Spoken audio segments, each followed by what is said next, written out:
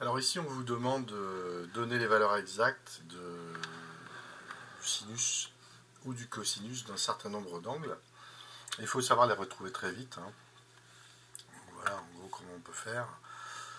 Donc ici, on vous demande le sinus de pi sur 3. Alors il faut savoir rapidement et à main levée redessiner un cercle trigonométrique. D'accord, toujours par dessiner le cercle d'abord, les axes ensuite, à peu près. Et placer déjà l'angle pi sur 3. Alors je vous rappelle que pi sur 3 c'est 60 degrés. On veut donc un angle de 60 degrés ici. 60 degrés. 60 degrés c'est toujours dessiné par un triangle équilatéral. D'accord, voilà à peu près. Et on sait que la hauteur du triangle équilatéral est aussi sa médiane. Donc on va avoir ici un demi. Un demi, c'est sur l'axe des abscisses, c'est donc le cosinus. Et on sait que la valeur associée à un demi par l'inégalité de Pythagore, je vous la rappelle, c'est cos carré x plus sinus carré x dans le cercle trigonométrique. Donc on a forcément ici racine de 3 sur 2. D'accord? Donc voilà, la réponse est racine de 3 sur 2. Alors, pour le deuxième, cosinus de 5 pi sur 6.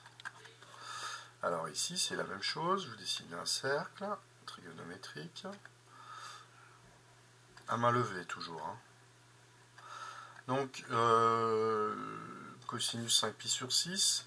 Alors, pi, ici, c'est 6 pi sur 6. D'accord? Et on enlève pi sur 6. Donc, ça va donner quelque chose comme ceci. Donc, cette fois, l'angle de 60 degrés, on doit le dessiner ici. D'accord? Donc, c'est cette fois le sinus qui est égal à 1 demi. D'accord?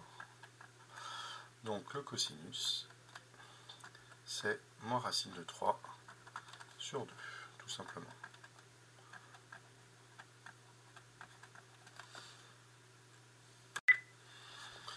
Alors maintenant le sinus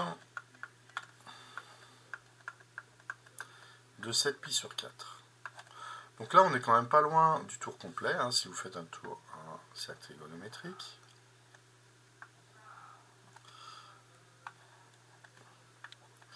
Le tour complet, donc là on a 0. Si on fait un tour complet, on revient à 2 pi.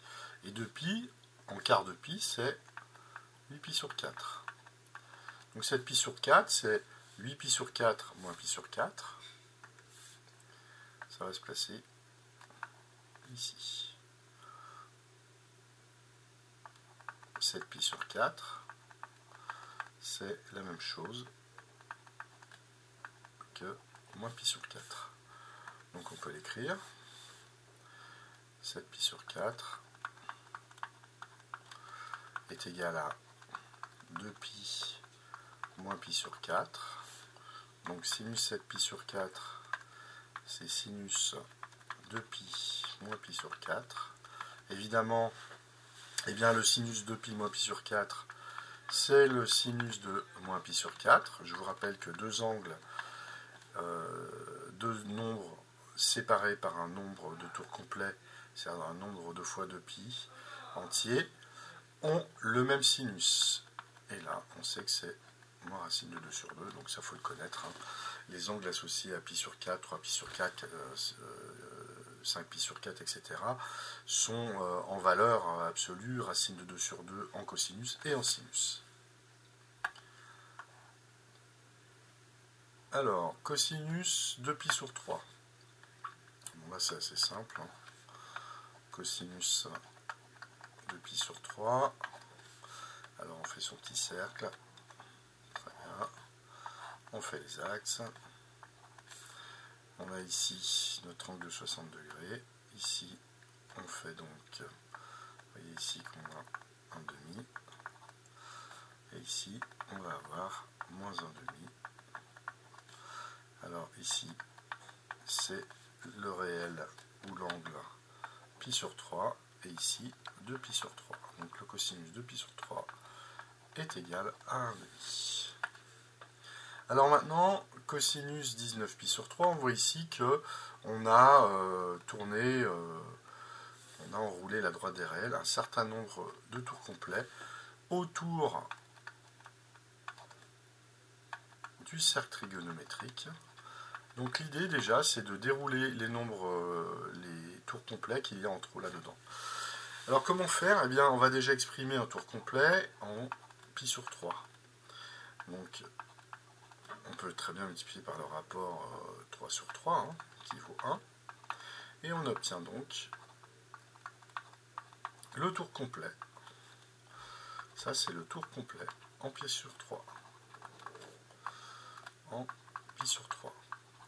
Et on voit tout de suite que ici, vous allez avoir 2pi sur 3. Pardon, 19pi sur 3. Je vais remonter un peu, ce sera plus simple. 19pi sur 3. C'est donc égal à... Alors j'ai combien de fois 6pi sur 3 dans 19? Ben, 3 fois. Ça fait 3 fois 6pi sur 3, ça fait bien 18pi sur 3, plus pi sur 3. D'accord? Ça s'écrit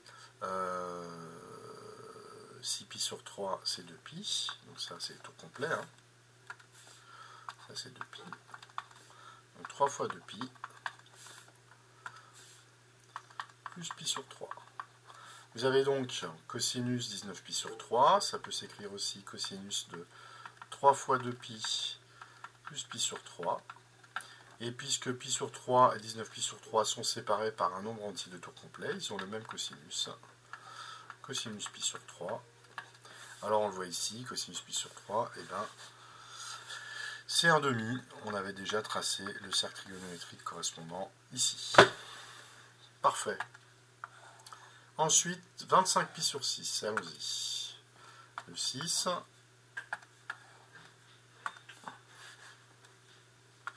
Le sinus de 25pi.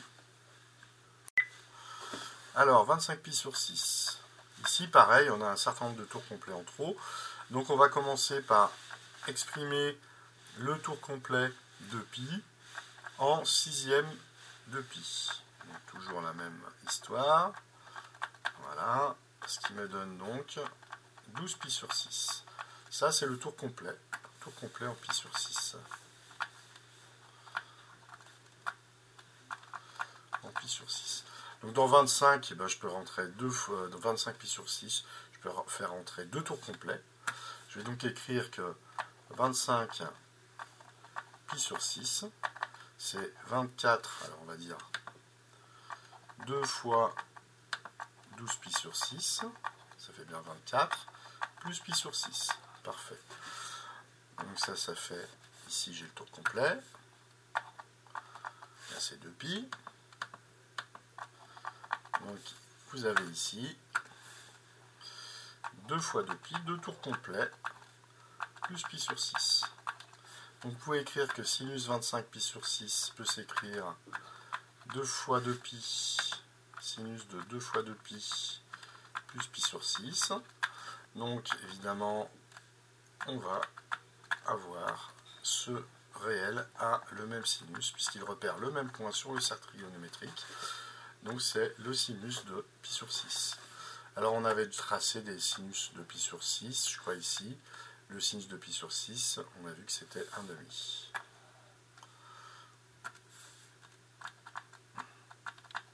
Donc les sinus particuliers, il faut les connaître ou les retrouver très rapidement en faisant un petit croquis.